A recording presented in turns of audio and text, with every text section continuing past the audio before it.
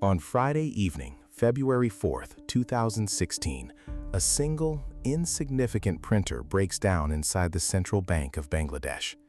Just a printer, an old 1990s machine that spits out paper receipts for international wire transfers.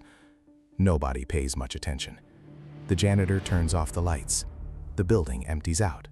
At that exact moment, as the lights go dark in Dhaka, in New York, on the 25th floor of the Federal Reserve Bank, payment orders start executing. 35 of them, authorized by Bangladesh, totaling $951 million. $951 million. That isn't a number pulled from a Hollywood script. That is nearly the entire annual healthcare budget of a country with 170 million citizens. Money meant to treat children, buy vaccines, and build hospitals. And right now, in this very second, that money is flying out of Bangladesh's accounts, and nobody in Bangladesh has a clue.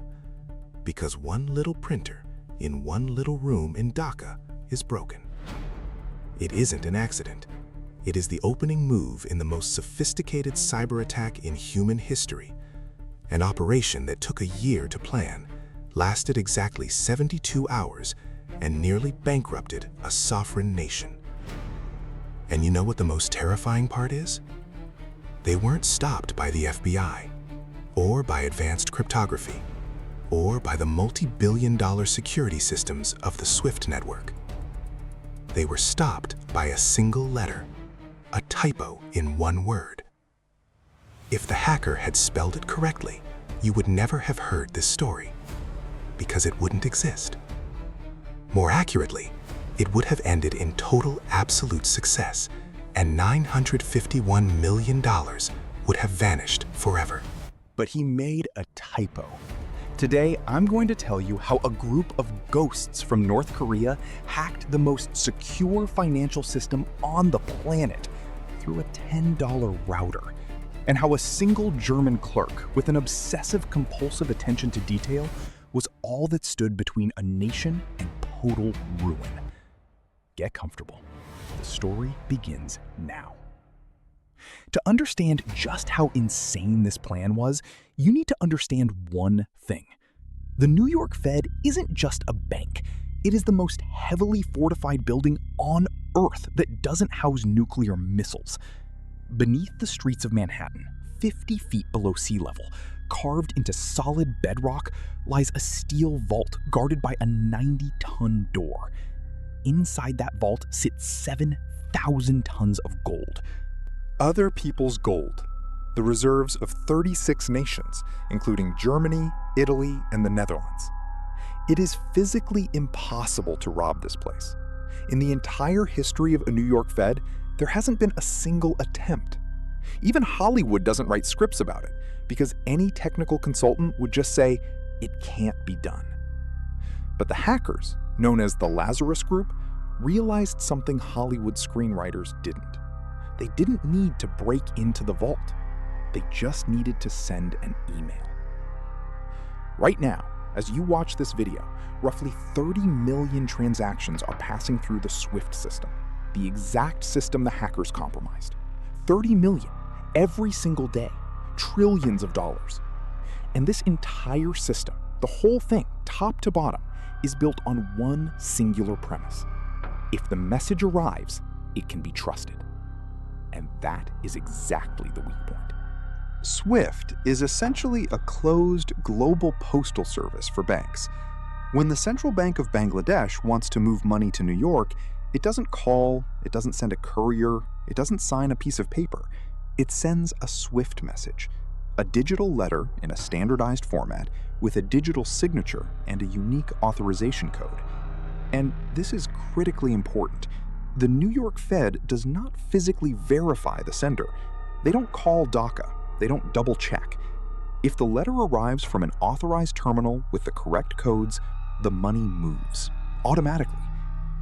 For 40 years of SWIFT's existence, not a single country had questioned this. The system worked flawlessly. And that bred the exact feeling among the Fed's defenders that always precedes a catastrophe, the feeling of invulnerability. Now, imagine this. You are a strategist for North Korean intelligence. You're sitting in Pyongyang in 2015. You don't have missiles that can reach Manhattan.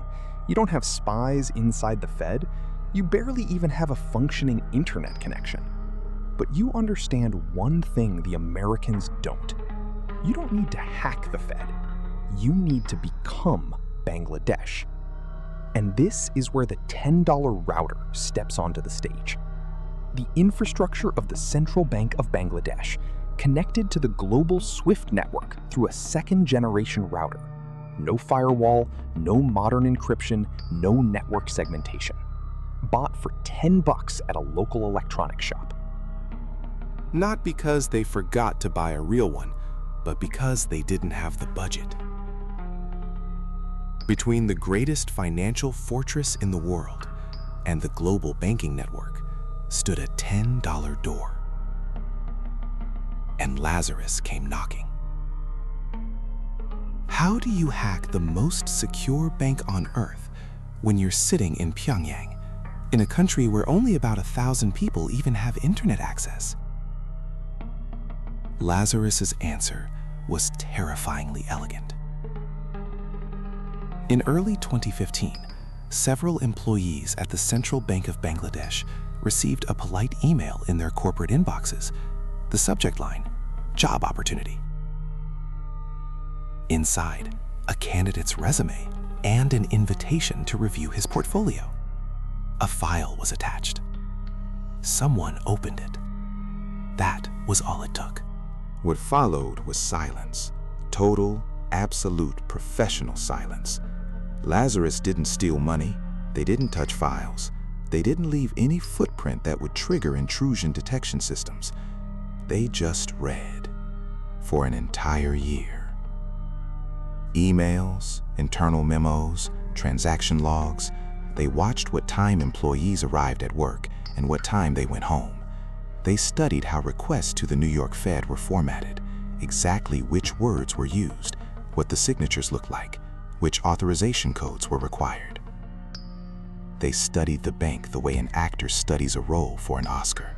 A year of deep diving into someone else's life, just to play it so convincingly that no one could tell the difference. They learned the threshold amounts that would automatically trigger a manual review at the Fed, and they learned to stay just below them.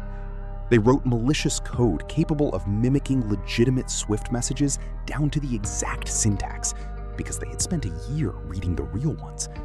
They even matched the specific writing styles of individual bank employees.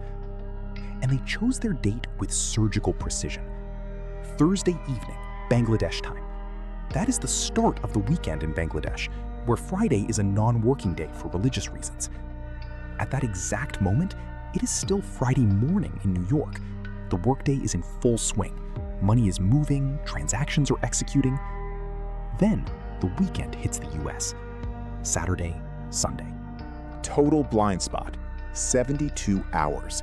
3 full days during which nobody in Bangladesh is physically at work to notice the theft, and the money is already disappearing into the next leg of its journey. This wasn't a technical hack, it was state-sponsored social engineering. On February 4th, 2016, in the evening Bangladesh time, the Lazarus Code, which had been sleeping in the central bank's network for nearly a year, finally wakes up. It does 3 things simultaneously. First, it sends 35 payment orders to the New York Fed on behalf of the Central Bank of Bangladesh. Every message is perfectly formatted. Every authorization code is correct. Every signature matches.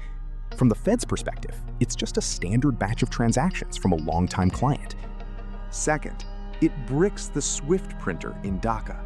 The code intercepts the print requests for transaction confirmations and routes them into the void. When employees arrive in the morning, they will see an empty tray and a connection error. They will assume it's a routine technical glitch. Third, it triggers a scrubbing mechanism. Transaction logs are wiped clean so that a preliminary inspection reveals absolutely nothing suspicious. The New York Fed receives the requests and begins processing them as usual. 5 transactions go through. $81 million flies to the Philippines into accounts held by shell corporations with Filipino names. The final destination? The Soler Casino in Manila. Do you know which country in the world was the only one where casinos were legally exempt from anti-money laundering laws up until 2017? Only one. The Philippines. Lazarus knew this. They studied global jurisdictions just as thoroughly as the lawyers at Goldman Sachs. $81 million hits the account.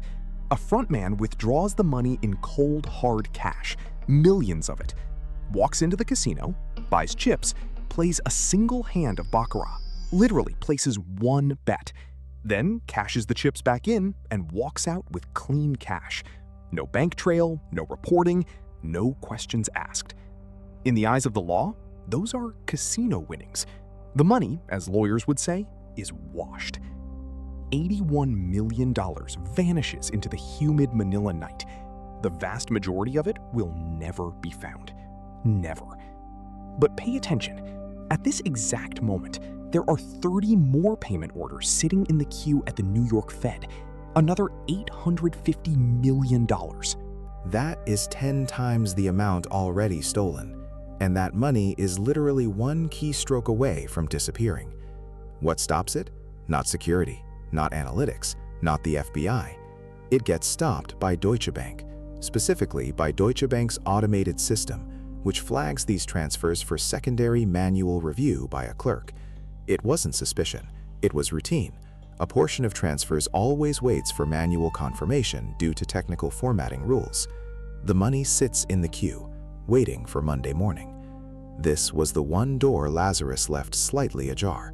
They didn't think anyone would bother looking inside. In Dhaka, it is the dead of night. The printer is silent. The central bank employees are asleep. At this exact second, their country is being robbed of an amount equal to 2 years of its defense budget, and they are dreaming. Nothing depends on them anymore. Everything now depends on one clerk in New York who hasn't even clocked in for work yet. Monday, early morning, Lower Manhattan. The Deutsche Bank employee opens his work email.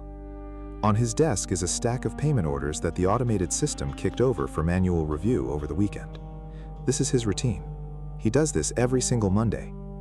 He starts scanning the recipient details, one by one. Company names, bank codes, destination countries. And on one of the transfers, his eyes stop.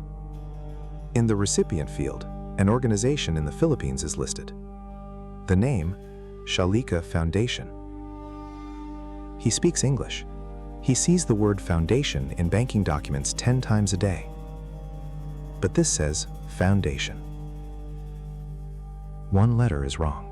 It wasn't a cybersecurity team that spotted the attack. It wasn't a machine learning algorithm. It wasn't Deutsche Bank's artificial intelligence. It was one clerk with an obsessive-compulsive attention to detail, with a habit of asking questions when things don't perfectly align. He could have ignored it. He could have thought, maybe that's just how it's spelled in their charter. He could have thought, not my problem, the system already cleared it. He could have thought, I'm late for a meeting, I'll deal with it later.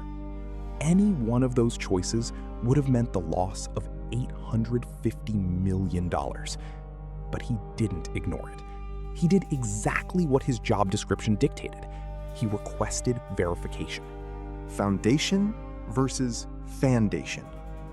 One letter. $850 million.